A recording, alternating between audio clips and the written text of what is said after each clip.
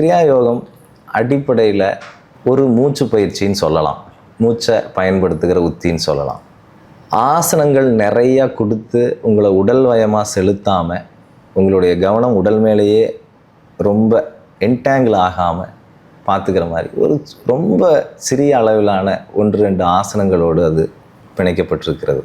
அதே மாதிரி இந்த சரீரத்தை வச்சுக்கிட்டு, அந்த மூச்சை வச்சுக்கிட்டு, அந்த மனசை வச்சுக்கிட்டு என்னென்னலாம் செய்ய முடியுமோ அது எல்லாத்தையும் எம்பெட் பண்ணால் எப்படி இருக்கும், அது மாதிரியான பயிற்சியாக இருக்கிறது.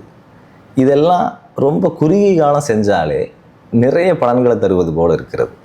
இப்போ ஒரு மரம்னு நீங்கள் பார்க்குறீங்க, அது எவ்வளோ பெரியதாக இருக்கிறது, ஆனால் அது எல்லாம் ஒரு விதைக்குள்ளே தான் அடங்கி இருக்குன்னு சொல்கிறது மாதிரி, ஒரு விதைக்குள்ளே இத்தனை இருக்காங்கிறது மாதிரி கிரியா யோகம் வந்து ஒரு ப்ராப்பர் சீட்.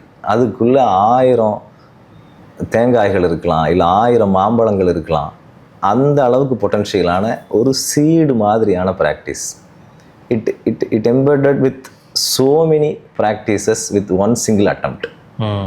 ஒரே அட்டம்ப்டில் நீங்கள் எல்லாத்தையும் எக்ஸிக்யூட் பண்ணுவீங்க, அவ்வளோதான். அந்த அளவுக்கு அது சிறியது, எளியது, வலிமையானது.